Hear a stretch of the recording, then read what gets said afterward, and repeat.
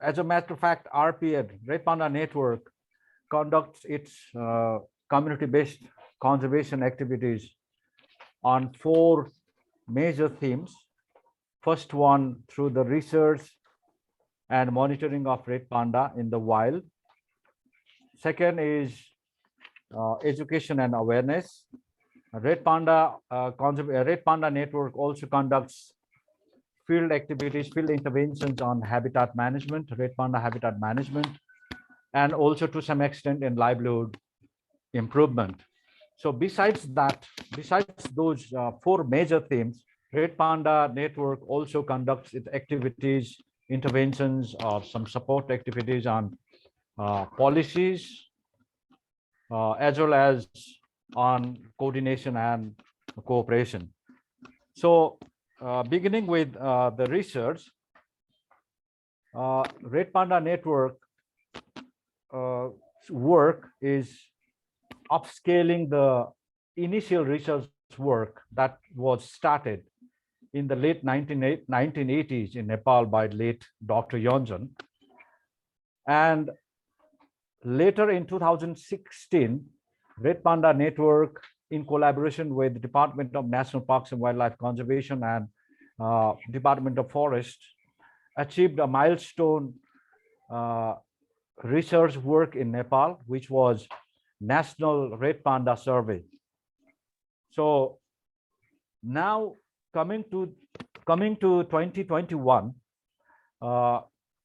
as Dumbar Bista presented in his presentation, we are on the way to achieve another milestone research work on wild red panda through the cutting edge technology. So this is also in collaboration with Department of National Parks and Wildlife Conservation and Department of Forests. Besides local forest users, they select proactive forest users.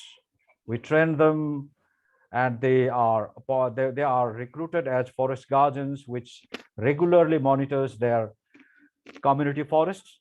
Till now, we've been conducting this work in 73 community forests, both in eastern Nepal as well as in western Nepal.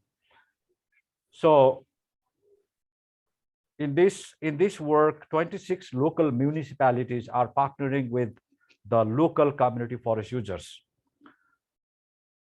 So this is on research work, and definitely going back to the 70s, 80s, red panda was a very, very unknown animal to most of the local people.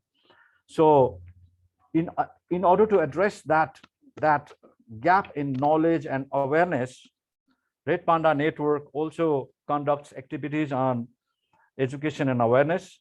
So till now, over 23,000 students and teachers are involved in different red panda conservation awareness campaigns throughout our working districts.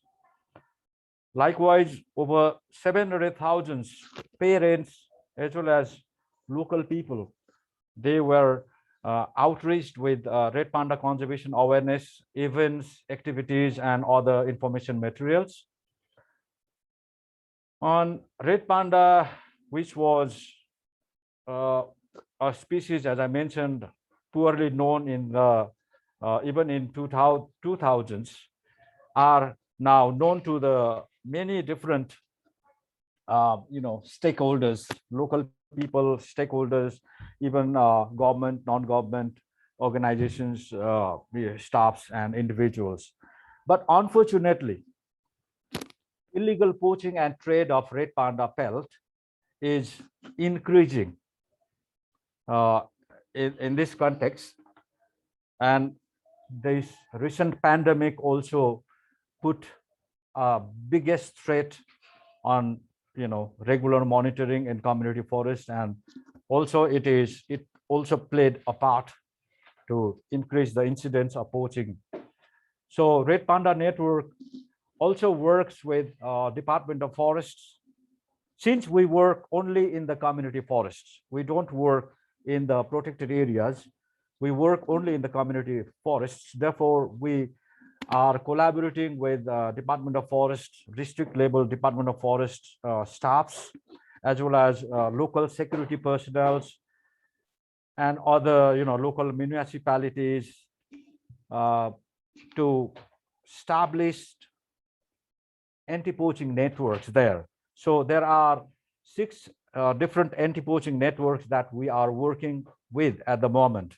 So over in this duration, we have trained over 100,000 different security personnels, and also to address some of the previous presentations, because illegal poaching, illegal killing, illegal poaching, and illegal trade of red panda hide is increasing.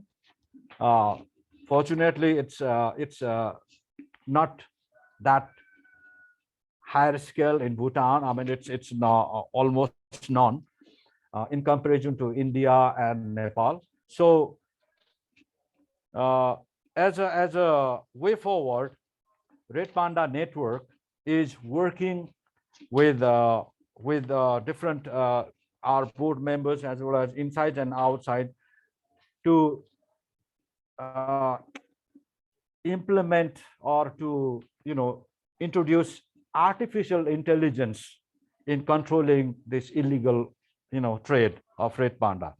So coming to the habitat management, red panda network mostly this is in the eastern Nepal, since we started working in eastern Nepal since 2011. So we have restored over 66 hectare of degraded and denuded forest areas, and part of those forests uh, connects uh, connects the they are the critical corridor to connect red panda, contiguous red panda forest in Nepal with the adjoining red panda habitat in Singalila National Park in India. So over 12,000 hectares of community forests are under, uh, red panda conservation initiatives are underway in over 200 to 1,200,000 hectares of community forest through the community forest user groups. Over 60 community forest user groups operational plans have integrated the red panda conservation measures. So with this, we hope that future conservation of red panda, you know, in those community forests would be sustainable, since community forest operational plans are, the mandatory or government, I mean, it's the legitimate government, plan.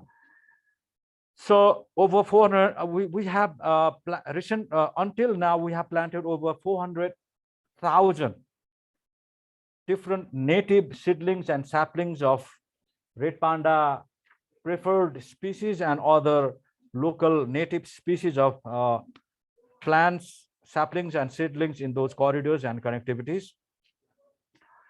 And definitely in red panda habitats, in and around the red panda habitat, local people are smallholder farmers.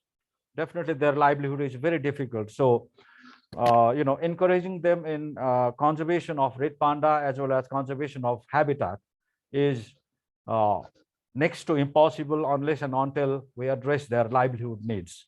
Therefore, Red Panda Network has adopted this fourth theme, livelihood improvement.